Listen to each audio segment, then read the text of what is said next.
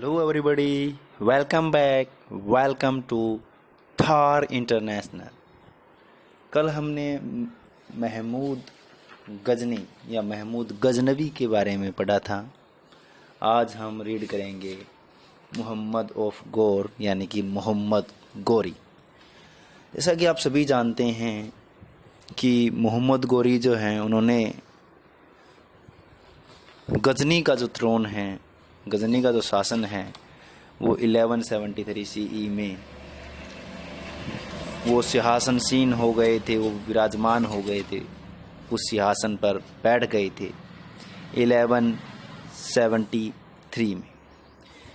मोहम्मद गोरी ने भारत पर total 5 times जो है आक्रमण किया है, 5 बार आक्रमण किया है। फर्स्ट जो आक्रमण उन्होंने किया वो किया 1176 में, और वो मुल्तान पर किया राजा मूलराज वर्सेस मोहम्मद गोरी, और इसमें मोहम्मद गोरी की विजय हुई थी। चलिए रीड करते हैं। कहते हैं Shahabuddin Mohammad occupied the throne of Ghazni in 1173 CE। तो शहाबुद्दीन मोहम्मद जो नाम है इनका पूरा है, क्योंकि गजनी के सुल्तान, ये जो सुल्तान 1173 में बने। Making Punjab as his base, he started for a campaign towards Delhi and the Ganga valley. और कहते हैं कि पंजाब को अपना आधार बना करके, यानी कि ये कहाँ रुके, पंजाब में आकर के रुके। पंजाब को इन्होंने अपना बेस बनाया और वहाँ से फिर ये दिल्ली और गंगा के जो नज़दीक जो किनारे हैं, गंगा किनारे जो शहर बसे हुए हैं, तो उनके ऊपर इनका मेनली फोकस रहा। जैसे कि कन्नौज यूपी का जो इलाका है जहाँ से गंगा निकलती है, बहती है जिसके बीच से, और दिल्ली जो यमुना का इलाका है, यानी कि इसको गंगा यमुना दो आप बोल सकते हैं। At this time Prithviraj Chauhan occupied the throne of Ajmer in 1178। और कहते हैं कि इसी टाइम के दौरान जो है पृथ्वीराज चौहान जो है 1178 यानी कि मोहम्मद गोरी के 5 साल बाद जो है अजमेर के राजा बने। Shortly after this he conquered Delhi and defeated the Chandelas. थोड़ी दिनों में जो है उसने जो है दिल्ली को भी हथिया लिया और चंदेलों को जो है भगा दिया। However he was defeated by the ruler of Gujarat and then turn towards Punjab and Ganga valley to occupy these regions. और फिर वो जो है उनको गुजरात के एक रूलर, एक शासक ने हरा दिया। उसके बाद में वो जो है पंजाब और गंगा की जो वैली है, घाटी है, उसकी तरफ मुड़ गए। As these two powerful rulers Prithviraj Chauhan and Mohammad wanted to occupy these regions.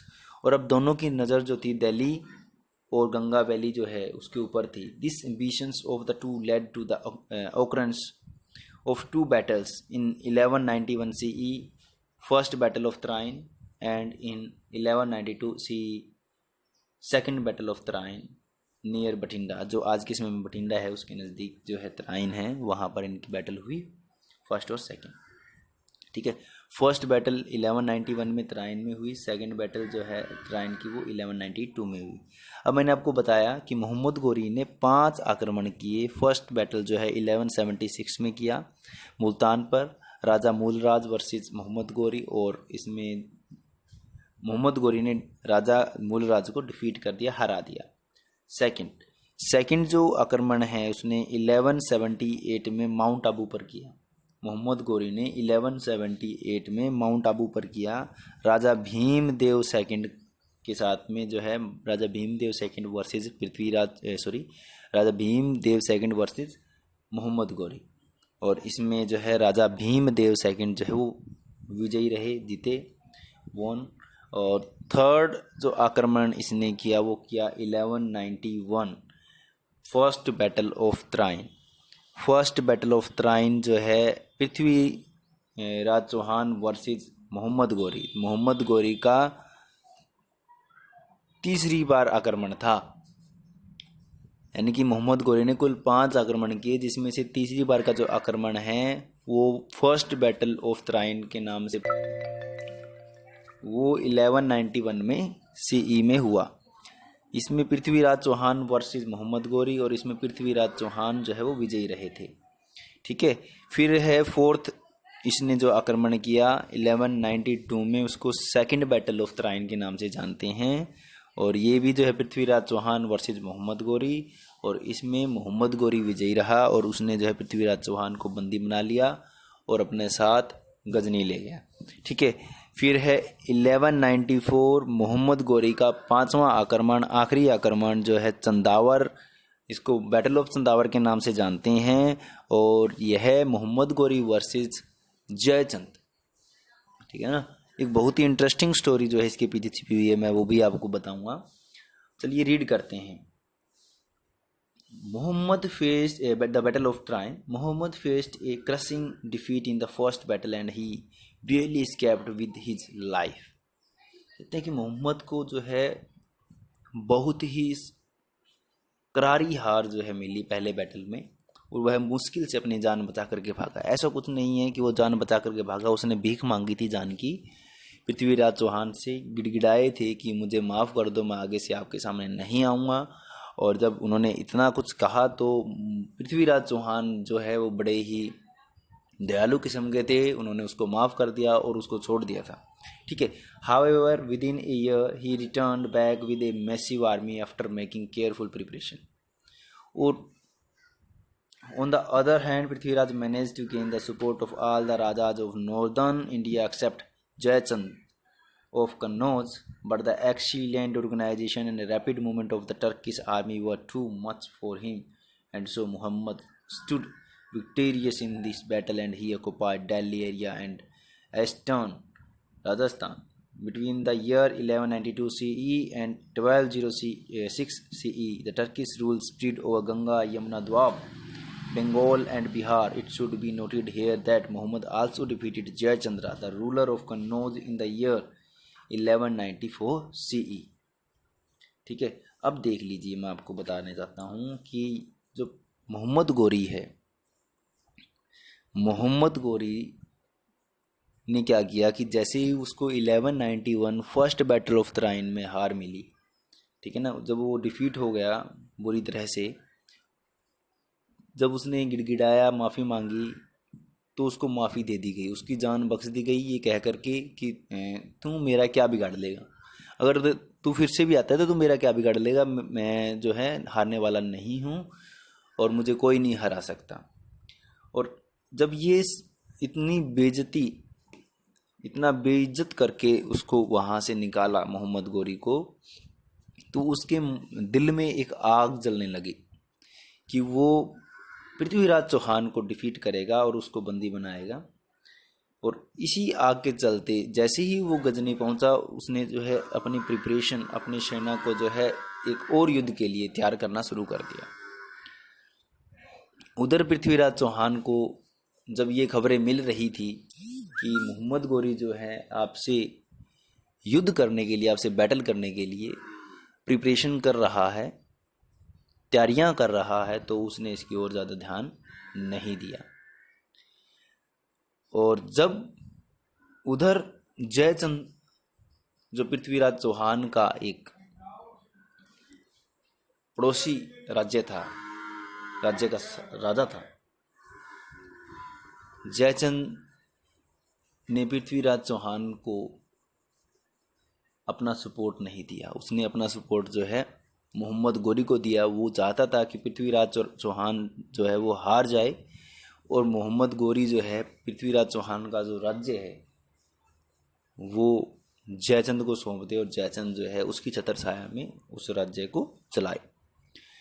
तो 1192 में जब पूरे एक साल जो है अपनी सेना पर कार्य करने के बाद मोहम्मद गौरी आक्रमण के लिए आया, तो पृथ्वीराज चौहान जो है उन्होंने अपने जो सहयोगी राज्य थे उनसे मदद मांगी, और उनसे मदद जब मांगी गई तो कुछ राज्यों ने जो है मदद दी और कुछ जैसे कि जयचंद जिनमें से एक थे ने मना भी कर दिया।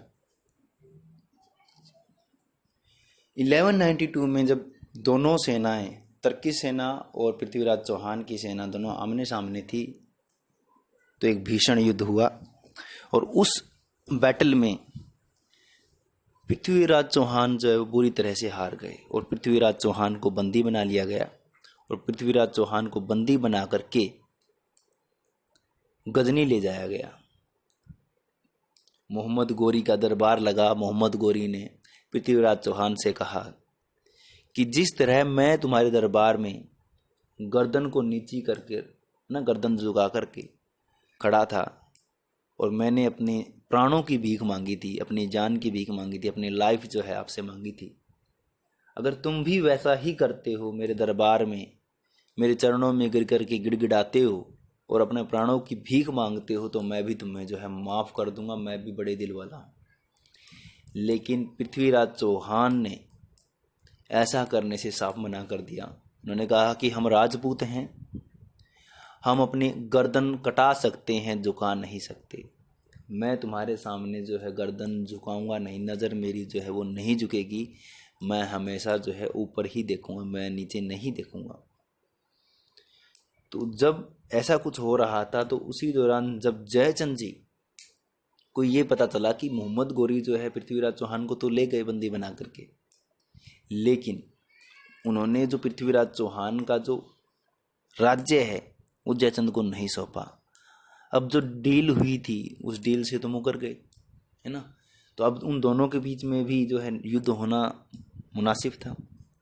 अब 1194 में बैटल ऑफ चंदावर में जयचंद वर्सेस मोहम्मद गोरी आमने सामने हो गए।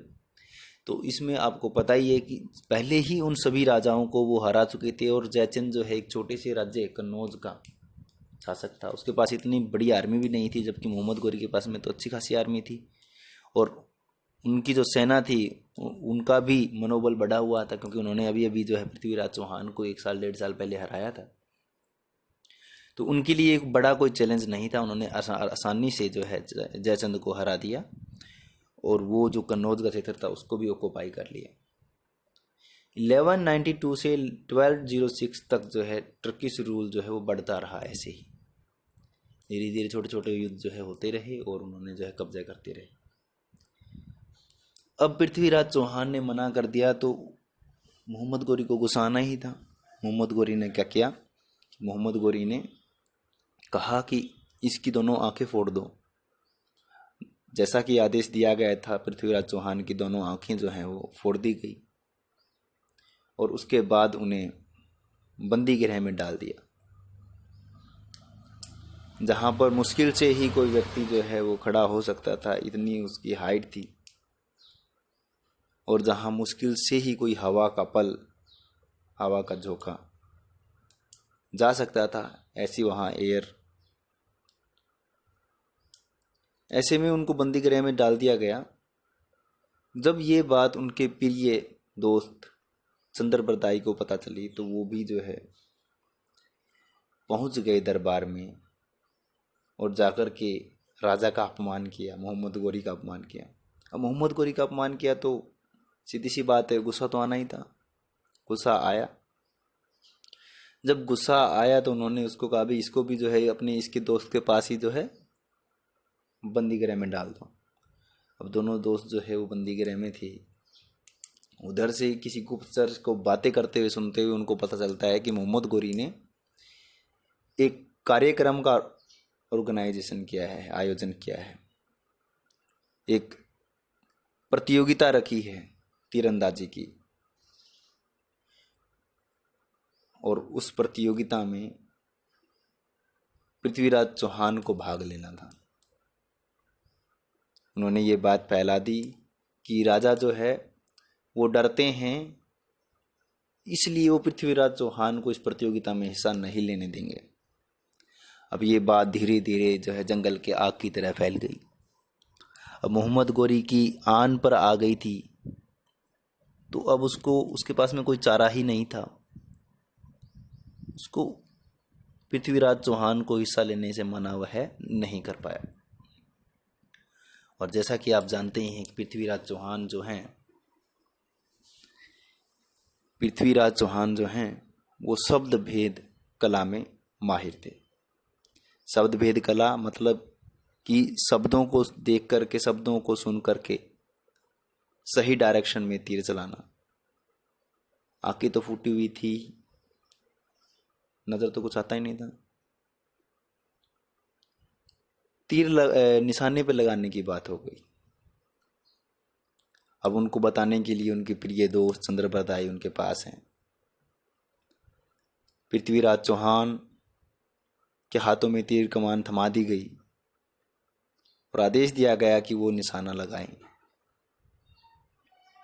उधर चंद्रप्रदाई ने पहले ही प्लान बना लिया था कि जहां मोहम्मद गौरी आप बैठेगा, जहां आपको असल में तीर चलाना है, मैं वह आपको बताऊंगा, और जैसे ही आप उसको मार दोगे हम आगे की जो प्लान है उस पर प्रक्रिया करेंगे।